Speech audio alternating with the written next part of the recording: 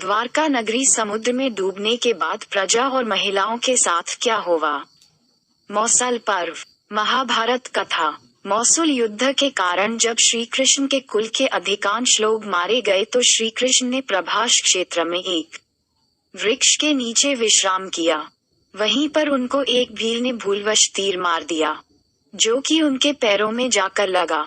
इसी को बहाना बनाकर श्री कृष्ण ने देह को त्याग दिया। बलराम भी समुद्र में जाकर समाधि ले लेते हैं। जब अर्जुन के पास ये समाचार पहुंचता है तो वे द्वारिका पहुंचते हैं। उनके द्वारिका पहुंचने पर भगवान श्री कृष्ण की सभी पत्नियों सहित कई यदुवंशी महिलाएं बिलख बिलख कर रोने लगती हैं। पति और पुत्रों से हीन हुई इन स्त्रियों के आर्तनाद को सुनकर अर्जुन भी रोने लगते हैं। उनसे उन स्त्रियों की ओर देखा नहीं जाता है। उनकी आंखों से लगातार अश्रुधारा बहने लगती है। यदुवंश की सभी स्त्रियां अर्जुन को घेर कर इस आस में बैठ जाती हैं कि अब हमारे बारे में कोई तो निर्णय लेने वाला आया। पुरुषों में यदि कोई बचा था तो कृष्ण के प्रपौत्र वज्रनाभ और भगवान श्री कृष्ण के पिता वसुदेव ही। कुछ स्त्रियां गर्भवती थीं। श्री कृष्ण की पत्नियों से मिलने के बाद अर्जुन अपने मामा वसुदेव से मिलने बड़ी हिम्मत करके उनके महल जाते हैं। श्री कृष्ण के पिता वसुदेव अर्जुन को देखते ही रोने लगते हैं और उन्हें अपने गले लगा लेते हैं। कुछ समय बाद वे अर्जुन को यदुओं की आपसी लड़ाई का सारा किस्सा सुनाते हैं और बाद में श्री कृष्ण एवं बलराम के परमाधाम चले जाने के बारे में कहते हैं। वसुदेव ये भी कहते हैं कि श्री कृष्ण कह गए थे कि तुम अर्जुन आओगे और तुम ही अब इन स्त्रियों के बारे में निर्णय लोगे। तुम्हारे यहाँ से चले जाने के बाद इस द्वारिका नगरी को समुद्र डुबो देगा। कुछ समय रुककर वसुदेव कहते हैं कि मेरा भी अंतिम समय आ गया है और तुम ही मेरा अंतिम संस्कार करोगे। अर्जुन वसुदेव की बात सुनकर मन ही मन बहुत दुखी होते हैं। तब वे वृष्णिवंश के सभी मंत्रियों से मिलते हैं और वे इस वंश के सभी स्त्री बालक और बूढ़ों को यहाँ से इंद्रप्रस्थ ले जाने के लिए इंतजाम करने का कहते हैं। उस दिन अर्जुन रात को द्वारिका में ही रुकते हैं। सुबह समाचार मिलता है कि वसुदेव ने अपनी देह छोड़ दी।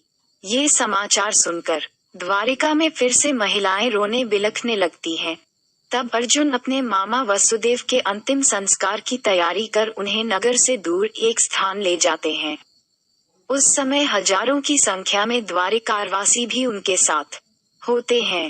पीछे पीछे वसुदेव की पत्नियां भी चल रही थीं।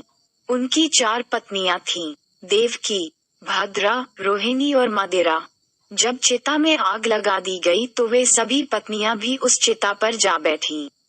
ये भयानक दृश्य देख अर्जुन का दिल फट जाता है। इसके बाद अर्जुन उस स्थान पर गए जहां यदुवंशी आपस में लड़कर मारे गए थे। वहां कई संख्या में वीरों के शव पड़े थे। अर्जुन ने सभी का अंत्येष्टि कर्म किया और 7वें दिन प्रेतविधि कर्म करके अर्जुन सभी द्वारिकावासियों के साथ वहां से निकल पड़े। उनके साथ ऊंट, घोड़े, खच्चर, बैल, रथ आदि पर सवार द्वारिकावासियों के साथ ही भगवान श्री कृष्ण की 8 पत्नियां भी थीं। साथ में श्री कृष्ण का प्रपौत्र वज्रनाभ भी था। कहते हैं कि यह लाखों लोगों का लश्कर था। अर्जुन के द्वारिका से निकलते ही नगरी समुद्र में डूब जाती है। इस अद्भुत दृश्य को द्वारिकावासी अपनी आंखों से देखकर आश्चर्यचकित हो जाते हैं। उस समय वे सभी बस यही सोचते हैं कि देव की लीला अद्भुत है। ये समुद्र तब तक रुका था जब तक कि हम सभी द्वारिका के बाहर नहीं निकल जाते। रास्ते में भयानक जंगल आदि को पार करते हुए वे पंचंद देश में पड़ाव डालते हैं। वहां रहने वाले लुटेरों को जब ये खबर मिलती है कि अर्जुन अकेले ही इतने बड़े जन समुदाय को लेकर इंद्रप्रस्थ जा रहे हैं, तो वे धर्म के लालच में वहां धावा बोल देते हैं। अर्जुन चीखकर लुटेरों को चेतावनी देते हैं, लेकिन लुटेरों पर उनकी चीख का कोई असर नहीं होता है और वे लूटपाट करने लगते हैं। वे सिर्फ स्वर्ण आदि ही नहीं लूटते हैं बल्कि सुंदर और जवान महिलाओं को भी लूटते हैं। चारों ओर हाहाकार मच जाता है। ऐसे में अर्जुन अपने दिव्यास्त्रों का प्रयोग करने के लिए स्मरण करते हैं, लेकिन उनकी स्मरण शक्ति लुप्त हो जाती है। कुछ ही देर में उनके तरकश के सभी बाण भी समाप्त हो जाते। तब अर्जुन बिना शस्त्र से ही लुटेरों से युद्ध करने लगते हैं, लेकिन देखते ही देखते लुटेरे बहुत सा धन और स्त्रियों को लेकर भाग जाते हैं। खुद को असहाय पाकर अर्जुन को बहुत दुख होता है। वे समझ नहीं पाते हैं कि क्यों और कैसे मेरी अस्त्र विद्या लुप्त हो गई। जैसे तैसे अर्जुन यदुवंश की बची हुई स्त्रियों व बच्चों को लेकर इंद्रप्रस्थ पहुंचते हैं। यहाँ आकर अर्जुन भगवान श्री कृष्ण के प्रपौत्र वज्र को इंद्रप्रस्थ का राजा बना देते हैं। बूढ़ों, बालकों व अन्य स्त्रियों को अर्जुन इंद्रप्रस्थ में रहने के लिए कहते हैं। इसके बाद वज्र के बहुत रोकने पर भी अक्रूर जी की स्त्रियां वन में तपस्या करने के लिए चली जाती हैं। भगवान श्री कृष्ण की 8 पत्नियां थीं, जिसमें से रुक्मिणी और जाम्बवंती अग्नि में प्रवेश कर जाती हैं। सत्यभामा तथा अन्य देवियां तपस्या का निश्चय करके वन में चली जाती हैं। गांधारी, शैब्या, हेमवती आदि का अग्नि में प्रवेश करने का उल्लेख मिलता है। श्री कृष्ण की पत्नियां सत्यभामा, जाम्बवंती, रुक्मिणी, कालिंदी, मित्रबिंदा, सत्या, भद्रा और लक्ष्मणा थीं। भगवान कृष्ण के वंश के बचे हुए एकमात्र यदुवंशी और उनके प्रपौत्र पोते का पुत्र वज्र को इंद्रप्रस्थ का राजा बनाने के बाद अर्जुन महर्षि वेदव्यास के आश्रम पहुंचते हैं।